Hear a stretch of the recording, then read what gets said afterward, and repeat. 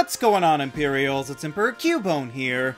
Some people said they were sad to see the triple types end because there was no way that I could make a whole list out of just the Hisui region. But clearly those people have never seen me stretch a topic before.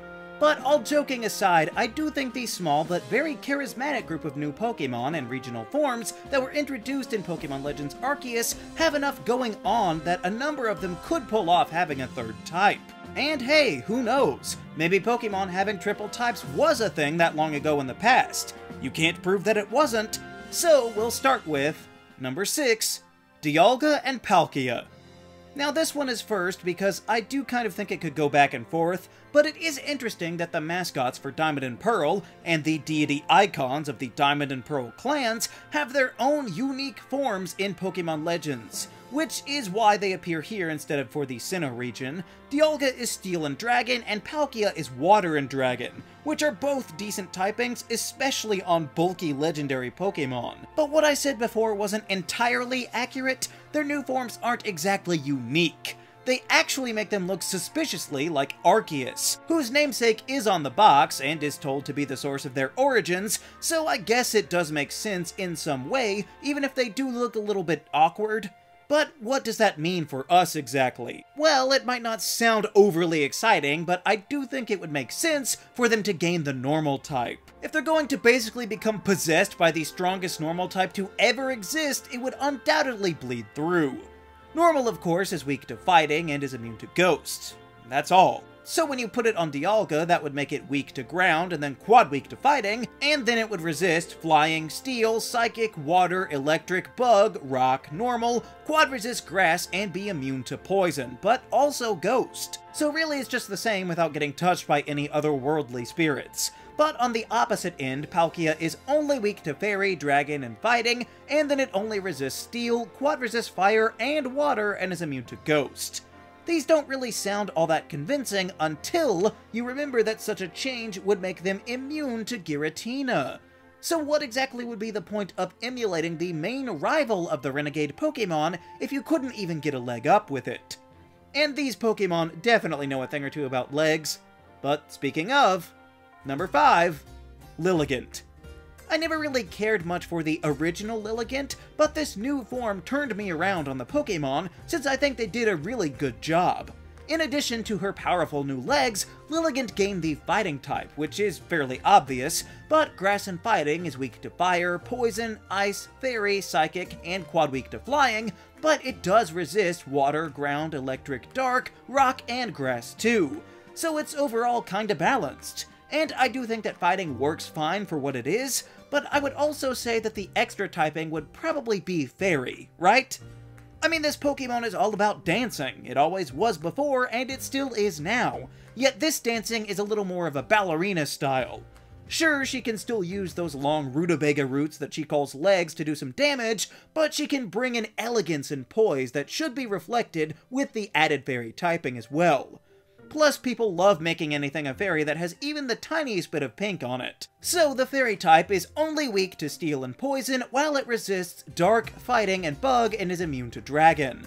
So as cool as that sounds, it really doesn't overlap that much with Lilligant's new typing, so that would make it weak to fire, fairy, ice, steel, psychic, and quad weak to flying and poison, but it would also resist water, ground, electric, fighting, bug, rock, grass, quad resist dark, and be immune to dragon. So still maybe overall balanced, though you would definitely need to watch out for the ever-present Zubat line, but I do think that Fairy would have been quite fitting as another leaf for Lilligant to turn over, and also connect it back to its friend from the Unova region that didn't really get all that much this generation. Number 4, Goodra. So I know that I highlighted Goodra in the Kalos version of the video, and I didn't want to do this too much, like how Decidueye isn't here on this list even though it easily could have multiple different types on top of the new fighting, but this was just too good to pass up on Goodra. See, Steel and Dragon is honestly one of the best type combinations in the game, so for anyone complaining that Goodra was too plain as just a pure Dragon type, it has since been remedied once Gumi evolves in the Hisui region. Together, these types are only weak to fighting and ground. Now, those are very common weaknesses, but they also resist flying, psychic, electric, normal, water, rock, steel, bug, quad resist grass, and have a poison immunity.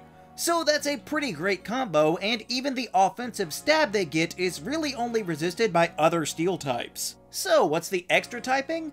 Well, I'm not seeing poison here as much, although that goop could be mercury, I guess, and despite it still getting plenty of water attacks, I do think that bug takes the win here. I mean, they might have been vaguely sluggish before, but now they are just full-blown literal snails with a new signature move that's entirely based around it and everything.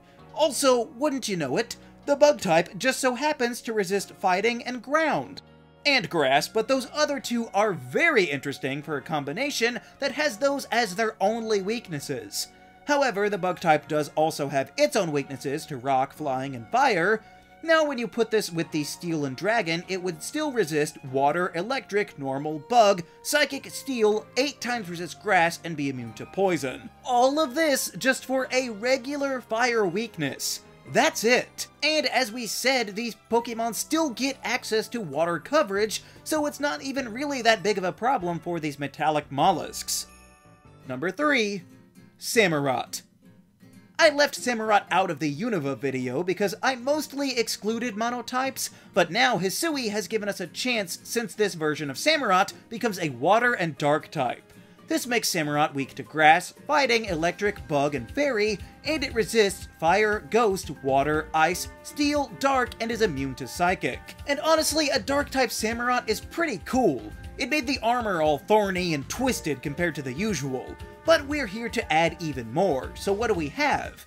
Well, harkening back to the good old days of the dual-type videos, I stated at the start of the line that they should probably be fighting type, and I do think that it would fit here beautifully. Samurott has always been characterized by its reliance on physical weapons, so adding the ability to actually use them effectively would help. So, fighting is weak to psychic, flying, and fairy, and it resists bug, rock, and dark. So when you put it with the Hisui and Samurott, it becomes weak to grass, flying, electric, fighting, and then quad weak to fairy, while it would resist fire, rock, water, ice, steel, ghost, quad resist dark, and be immune to psychic. Regardless of whatever the other starters may have had going on, I do think that Samurott from the Hisui region would have made sense to gain a third type, and put even more power behind that feral and gnarly look. Number 2. Sneezler. So, I actually really like the new version of Sneasel. I wouldn't say that it's better than the original, but it's just so different that you can't even really compare them. In Hisui, Sneasel becomes fighting and poison, which would make it weak to ground, flying, and quad weak to psychic, while resisting grass, poison, dark, rock, fighting, and quad resist bug, which again is very different from the matchups that a regular Sneasel gets. Now, I'm not super on board with the weird evolution of Sneasler. I just don't see a reason why it couldn't have been a regional Weavile when the only reason it exists is to ferry you up a wall in a basket. But regardless, if we're talking about Pokemon that could deserve a third type, these ones definitely stand out. Now, just looking at them, they don't really give off a lot in the way of ice. I guess that'll come closer to the modern day, but I do think these venomous mountain weasels could easily pull off the dark typing from before. They still seem pretty devious to me, and even the new signature move is based around causing random status conditions, so that seems pretty in line with just about every dark-type move I've ever seen. Dark by itself is weak to fighting, bug, and fairy, and it resists ghost, dark, and is immune to psychic. So when combining all three, it would be weak to ground, flying, and fairy, but it would resist grass, ghost, poison, rock, bug, quad resist dark, and be immune to psychic. I promise I did not pick this just to get rid of their 4x weakness, but it certainly worked out for the best. If the new Sneasel could just waltz right through psychic attacks without any fear, it would certainly be a lot scarier, all with a typing that would still completely fit with their new altered designs. Number 1. Overquill. For years I said if one Pokemon needed help, it was Qwilfish, since it was one of the most forgotten and swept under the rug. So seeing a new form of it in Legends Arceus was just what it needed, especially since now it has become a poison and dark type, which is a great combination, since they are only weak to ground, but they resist grass, ghost, poison, and dark, and they're immune to psychic. But the phenomenal typing wasn't even the only shakeup, because we also saw an evolution into Overquill. Now, despite sounding like a Ben 10 alien, this is a natural progression of the Pokémon, and the new typing takes their combat skills to another level. But both of the stages of this revamped line are still pretty intricately tied to the water type. Nobody is really that surprised that they continue to use a flood of water attacks, and they are exclusively found in the water in this game. Sure, they can float above the land or whatever, but that's only after you catch them, like any random Seeking could do. Are you really gonna try and tell me that Seeking shouldn't be a water type either? I think becoming a naval mine speaks volumes about where it belongs. So, water is weak to grass and electric, and it resists fire, ice, steel, and water itself. So when you bring all three together, it results in weaknesses to just ground and electric, but it resists poison, ghost, fire, dark, water, steel, ice, and has an immunity to psychic. So that's still pretty great, and even gives stab power to the water attacks to take out the ground types that were your only threat before. So not only does it make perfect sense on every level, but it really does seem like a benefit overall. And honestly, don't we kind of owe Qwilfish as much as we can possibly give it for how badly it's been treated the last 20 years before now? So, those are the top Pokemon from the Hisui region I think are worthy of triple types.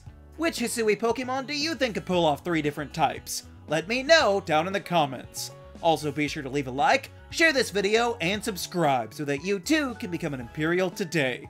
And until next time, stay grounded.